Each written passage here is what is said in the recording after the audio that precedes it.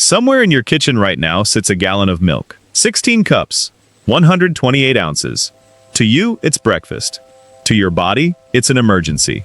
Because what you're about to do, drink all of it, in one sitting, is the equivalent of dropping a freight train's worth of cargo onto a single-lane bridge. Your body didn't evolve for this. It evolved to sip, not flood. And in the next 60 minutes, every system you own, your stomach, your gut, your kidneys, your hormones, is about to be tested in ways most people never witness. This is the story of what really happens when a gallon of milk meets a human body, and by the end, you'll never look at a glass of milk the same way again. Think of your digestive system as a 24-hour processing warehouse. Trucks arrive constantly, small ones, manageable ones, and the warehouse crew sorts, breaks down, and ships out the contents with quiet efficiency. A gallon of milk isn't a truck. It's a tidal wave hitting the loading dock all at once. Inside that wave, roughly 150 grams of fat, 190 grams of natural sugar, 128 grams of protein, and nearly 4 liters of fluid. Your warehouse has about 20 minutes to figure out what to do with all of it. The clock starts now. Picture your stomach as a flexible holding tank, like a balloon built into a factory wall. It's designed to stretch, but every tank has a rated capacity. A healthy stomach holds roughly a liter comfortably, maybe 3 or 4 under real pressure. A gallon is almost 4 liters of milk alone, before it even mixes with acid and gas. As the tank fills, stretch receptors in the stomach wall fire warning signals straight up to your brain. This isn't your imagination. This is hardware. That feeling of "I need to stop" isn't weakness. It's one of the oldest alarm systems in the human body, older than language itself, screaming a single message: capacity exceeded. Here's where it gets interesting. Imagine a furnace whose entire job is to melt down incoming material into something usable. Your stomach acid is that furnace, strong enough to dissolve metal. But milk is naturally a buffer. It's mildly basic compared to your stomach's brutal acidity, which means it actually neutralizes that acid on contact. Your furnace just got doused with coolant, so the body compensates, producing more acid to make up for it. More acid means more pressure, more gas, more discomfort building in that holding tank. Counterintuitively, milk doesn't soothe your stomach long-term. It triggers a rebound acid surge. The calm is a trap. But then, the real test begins.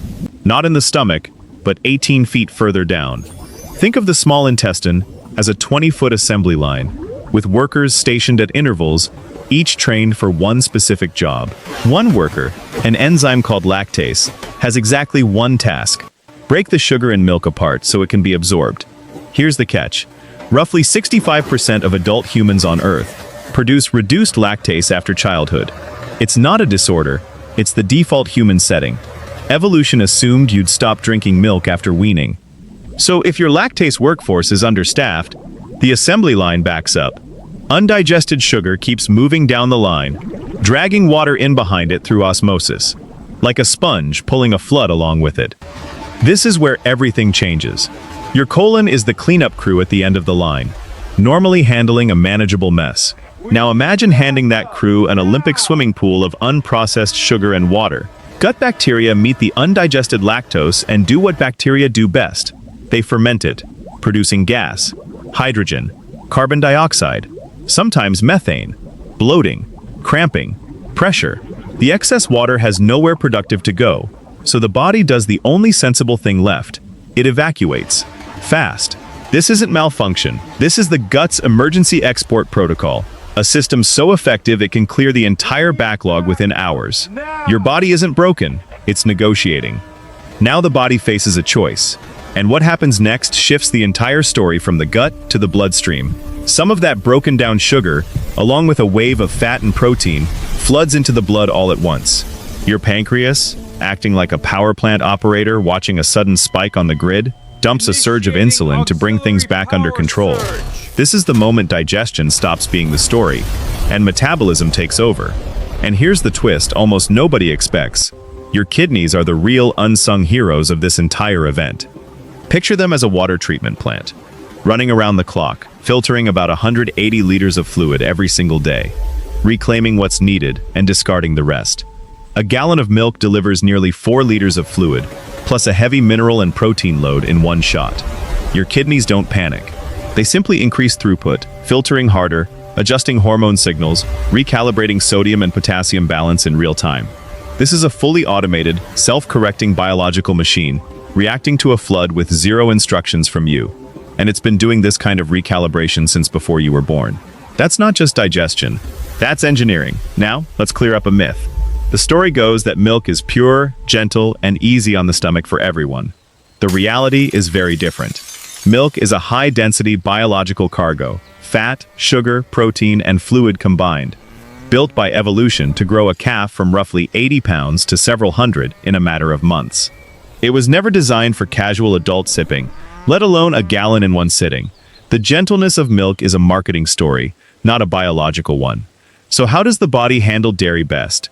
Not through brute force, but through pacing. Smaller volumes give the stomach's holding tank room to process without ever triggering the overflow alarm. Pairing dairy with fiber or protein slows everything down, softening the flood into the small intestine. Lactase supplements can pre-staff that assembly line for people running understaffed.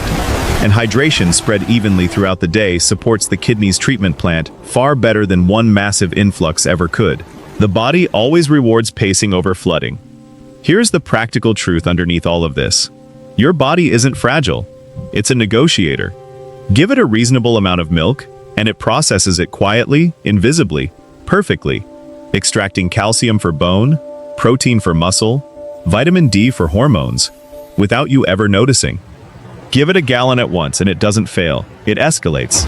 Acid surges, enzyme bottlenecks, fermentation, fluid shifts, kidney overdrive, a full-body coordinated response to bring chaos back to order.